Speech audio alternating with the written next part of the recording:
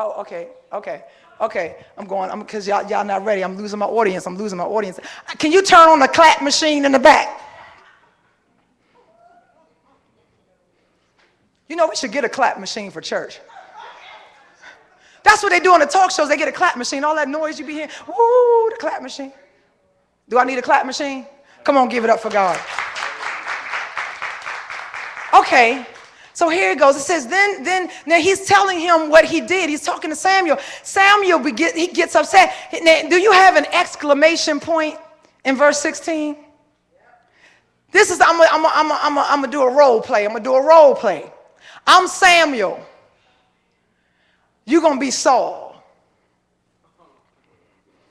Tell me, he got to get his script. You guys, it's okay. Come on up here with me. Come on up here real quick. Can you get a mic? Come on, we gonna do this thing. Wait a minute. I guess, yeah, you saw. You got are you in verse 6? Okay, we're gonna start at verse 15. I need you to follow the script, sir. Okay, just start at 15. Don't tell me what I said, follow what I said. If I change it, go with it. Verse 15. Now I need you. Okay, then Saul said,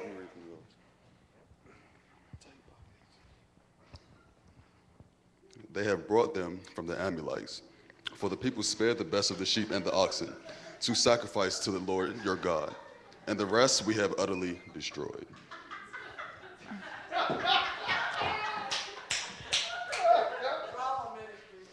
Absolutely. Then Samuel said to Saul, be quiet, and I'll tell you what the Lord said to me last night. And then, speak on. Look, speak on.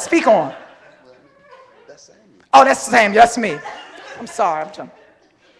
Verse 17. So Samuel said, when you were little in your own eyes, were you not head of the tribes of Israel?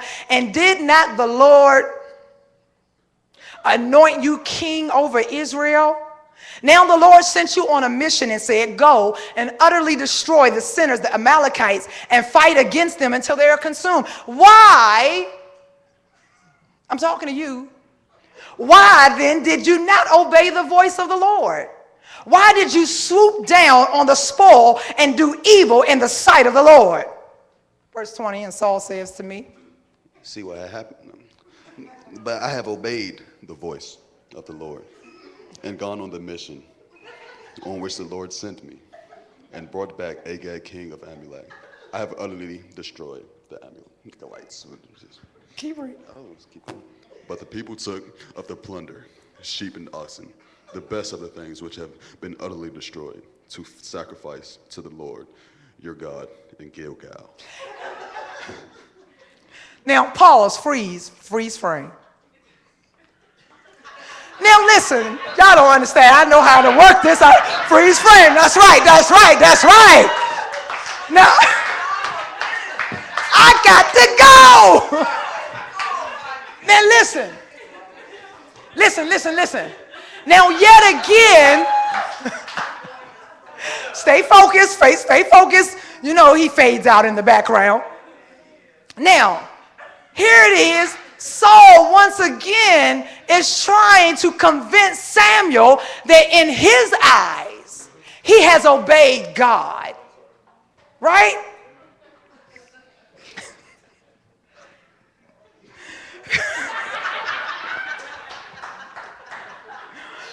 So,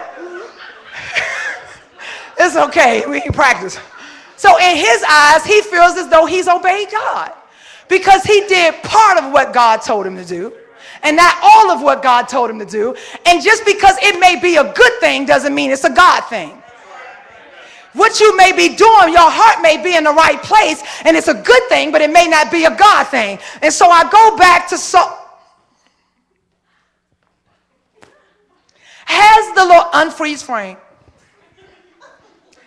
Has the Lord as great delight in burnt offerings and sacrifices as in obeying the voice of the Lord?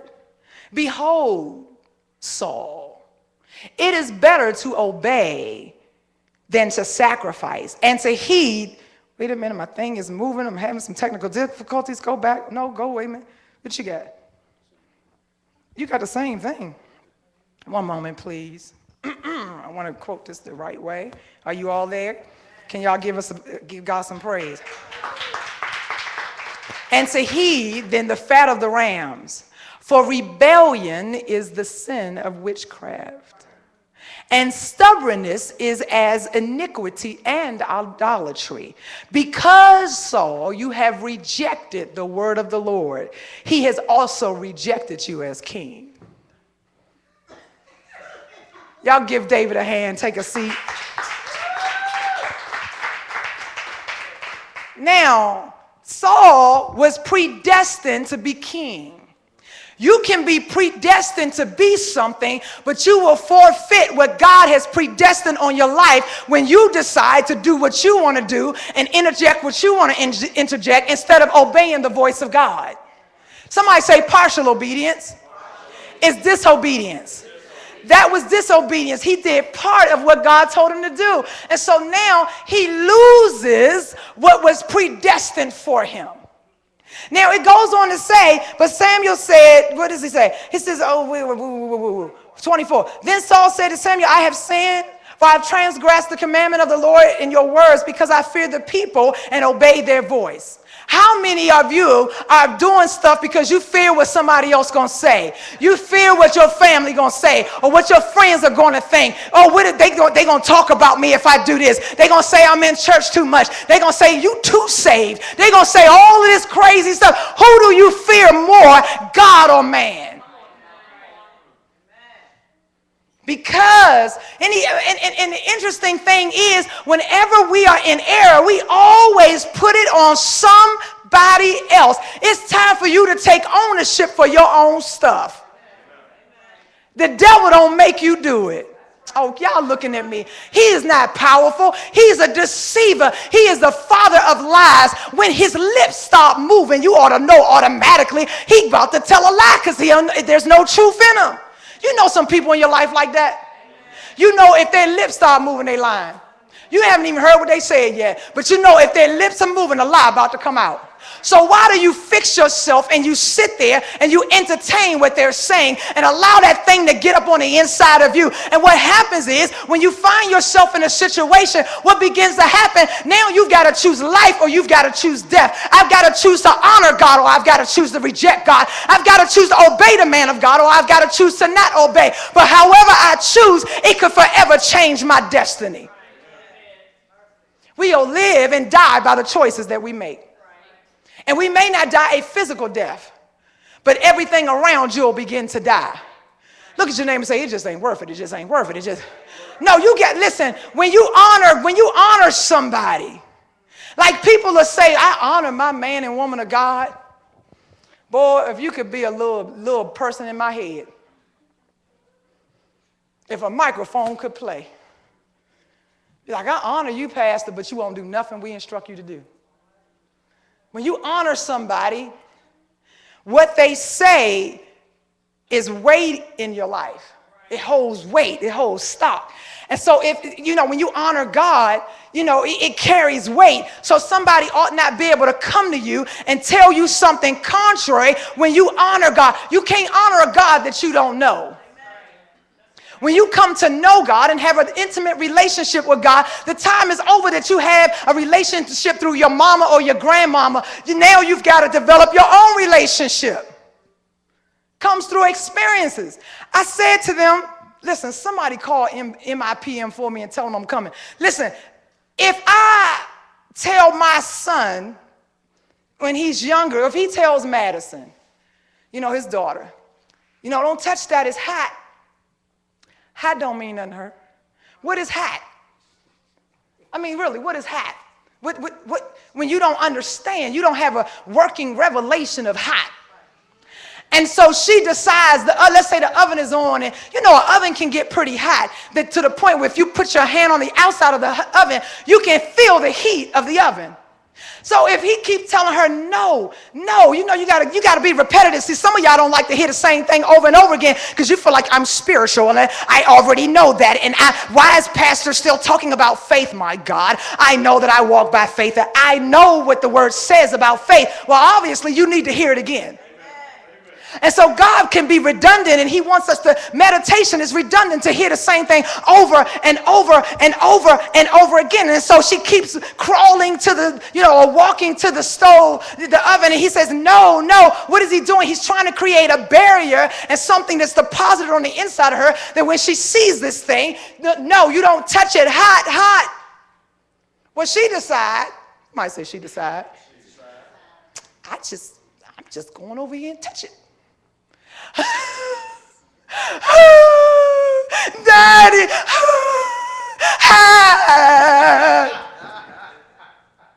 Now, she just had an experience. And so now, when daddy says, no, Maddie, you ain't got to worry about me. Why? Because she remembers how it felt the last time. So you've got to have an experience with God. When you experience God's hand that's not on your life no more, when you see that you're walking and nothing you do prospers, when you see that God is no longer with you, when you see that when you speak ain't nothing happening, you got to check yourself and say, wait a minute, have I rejected God? Has God removed his presence from me? I've got to get back in the presence of God, so that now God's presence can rest upon me. What caused that? Because you had an experience. Make a long story short, I don't have time to go there. I got to go. I'm supposed to be there right now. Make a long story short, what ends up happening? Now David takes his spot as king. Saul was supposed to be king. It's going to be some people that's going to walk with your stuff on, that's going to live in your stuff, that's going to drive in your stuff, that's going to have the peace that you were supposed to have, that's going to have the wholeness that you were supposed to have, simply because you decided to reject God, or simply because you decided that you needed to interject something. Look at your neighbor and say, you can't have my stuff. No, look at him. Tell him like you mean it. Say, you cannot have my stuff. Say, I will not give up my peace. I will not give up my joy. I will not do it. For you on to plug the hat curlers in and we about to go. I cannot do it. You ain't gonna do it. You can't have my marriage. If you did, he kobo sata. I keeps it right for my man of God. I don't even give him the opportunity to look at somebody else and lust after that. I'm trying to tell, they play too much. Some of y'all so stale and dry, you only know one spot. Y'all looking at me like I'm crazy. You got to keep that thing hot for your man of God. He ain't even looking nowhere else. I don't even worry about people coming in and all their stuff out. He ain't moved by that. Because at home, he can have it now and later. You understand? My son is uncomfortable. My son is uncomfortable. It's going to be all right, though.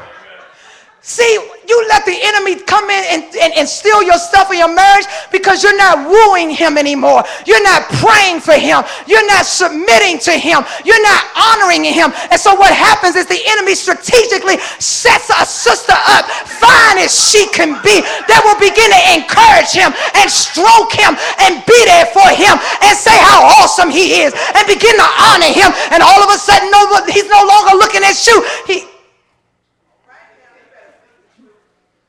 And you done got rejected. And you done lost some stuff. You better say, I ain't playing. Y'all can play if you want to. I don't worry about it. Pastor Sheretta ain't got to take you out. What? See, when you eat good at home, you won't eat out.